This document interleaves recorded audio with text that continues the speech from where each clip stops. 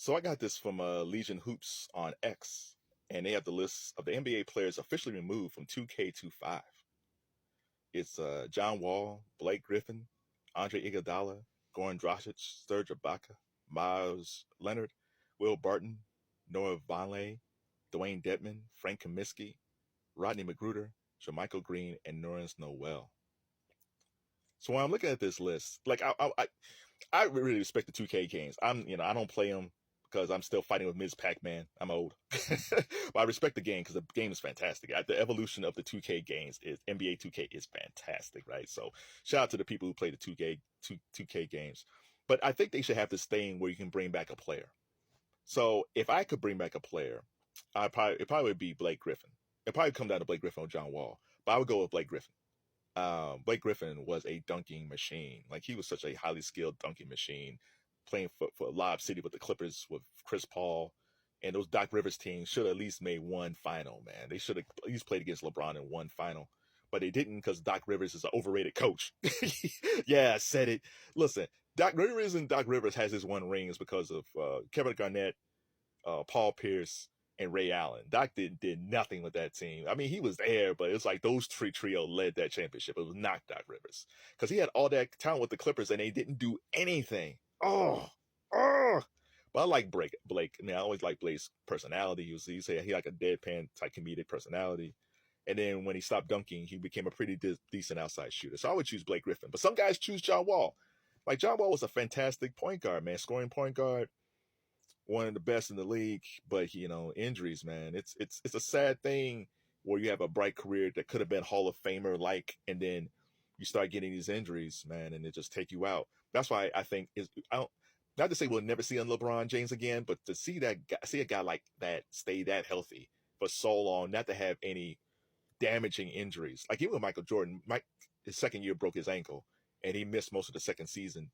But he came back for the playoffs, and that's when he played the Celtics. And Larry Bird said it's like God in tennis shoes or something like that. But yeah, even Jordan missed most of the season one time. But LeBron, and he's had some nagging injuries, but LeBron has been so healthy. Like we'll probably never see that again.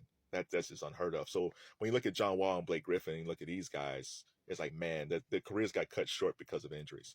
But if you had your chance of choosing like one of these players to bring back, who would it be? Would it be John Wall, Blake Griffin, Andre Iguodala, if you want a utility type guy, Goran Dragic as a point guard? Probably not Serge Ibaka, but shout out to Serge, early Serge Ibaka, who dated Carrie Hilson.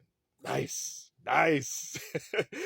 He should just be on the list. I should just bring him back from dating her. Speaking of which, let me shout out another guy on this list. I mean, he belongs on here because he was a bad player. But Frank Kaminsky, shout out to Frank. This is why I got this smile on my face.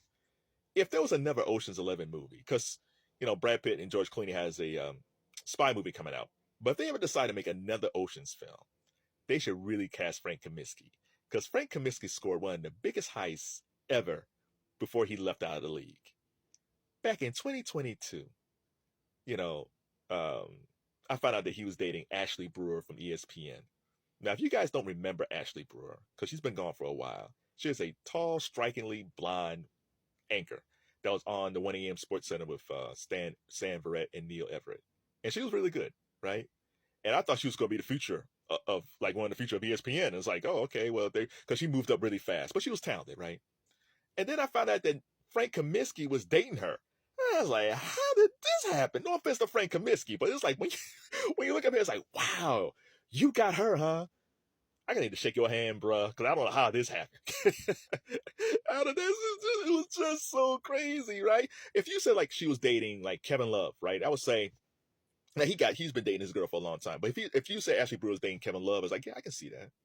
If she said Ashley Brewer was dating Tom Brady after Giselle, I was like, oh, okay, I can see that. But not Frank Kaminsky. And not only did they date in 2022, they got married in 2023. The year he got bounced out of the league, he married Ashley Brewer. Good job, brother. Good for you. The funny thing about Ashley Brewer is that, like back in 2021, her and Neil Everett both signed new deals with ESPN. And so, like I mentioned before, they was on the 1 a.m. Sports Center, West Coast Sports Center, because forever it was Stan and Neil. Because Stan and Neil was like Keith Olbermann, Dan Patrick. They were like Rich Eisen and Stuart Scott, like old school fun ESPN anchors. And it was always those two out in LA by themselves. And then they brought in Ashley, and she rotated with those guys. And it was working. But then ESPN started making their cuts, and they got rid of Neil. It's like, wow, they broke up Stan and Neil, and then they got rid of Ashley. It's like, why? Why would you do such a thing? And the thing is, now when you look at the West Coast ESPN, like Linda Cohn is still there. And no offense to Linda Cohn, but if you're talking about like cutting costs, like Linda Cohn probably makes more than probably Neil, like probably combined Ashley and Neil at that time. But I think Linda Cohn probably got an ironclad contract where if she was let go, there's probably like a kicker that you have to pay her if she gets fired. So they'll probably never get rid of Linda. And it's interesting. Like if you would have asked me which person I would have got rid of, it's like, okay, Kevin, we have to get rid of a female anchor, and we can't get rid of Linda. Who should we get rid of? If you don't want them to get rid of Ashley, who would you get rid of? I say Malika Andrews. And that would have been an easy one. Listen, back in 2021, when Neil and Ashley signed their contracts, dudes really like Malika. If we talk about NBA bubble, ESPN, we liked Malika. But as the years went along, she's basically Sage Steele 2.0. When Sage Steele first popped up on ESPN, she was a cute curly-haired chick, caramel chick, and she liked sports. I was like, okay, there's Sage Steele. Okay, that's cool. But as the years went along, Sage started to feel like that. She's like, I don't know. Like people care about her views. It's like, shoot, they're censoring me at ESPN. I said, yeah, I guess. So Sage was fighting with ESPN, and then they finally got rid of her. She sued. I think she won, but she's gone. And so, but when they got rid of her, it's like, okay, we got a new Sage. We got Malika Andrews. And like I said, dudes first liked Malika, but then as the years went along, every time there was like something bad that a black athlete, especially an NBA player, did, she always had something to say. Or even even a coach, if he did something in his past, she always had something to say. And she wouldn't do that with other people. And dudes picked up on that.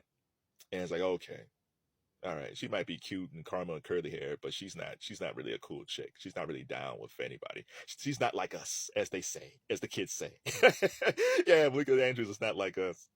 And then she started dating Dave McMenamin, NBA reporter, and they got married. They got married this summer, recently. And so she basically is Sage Steele 2.0. So as long as Malika doesn't go crazy like Sage and say like, y'all censoring me, as long as she stays this Malika, she's always going to be at ESPN because she says things that they like. And she dates and marries people that they like. So Malika Andrews will always have a job at ESPN. But if I had my choice and they said we can keep Ashley Brewer or Malika Andrews, it definitely would have been Ashley Brewer. So shout out to Frank Kramensky, man. Oh yeah, speaking of that, one more thing about Ashley and Neil. I haven't seen them on TV at all, and I haven't seen Max Kellerman at all. And I think there's probably a deal with ESPN where they got this thing where if they got a deal with NBC or Fox or someplace like that, most likely it probably would have got ESPN off the hook. And I think all these anchors that we haven't seen forever, I think they're just waiting out their contract. I think they're sitting at home, waiting for the deal to expire, and then they'll move on to someplace else. Because there's no reason why Ashley Brewer is not on Fox Sports. Like, she's made for Fox. And the same thing like for Max. Like, Max Kellerman is made for Fox Sports just because they have no talent. Them losing Shannon Sharp was horrible. The fact that they chose skip over Shannon, they are paying. They continue to pay for that because the only thing they have over at Fox Sports 1 is Cowherd and First Things First, and that's it.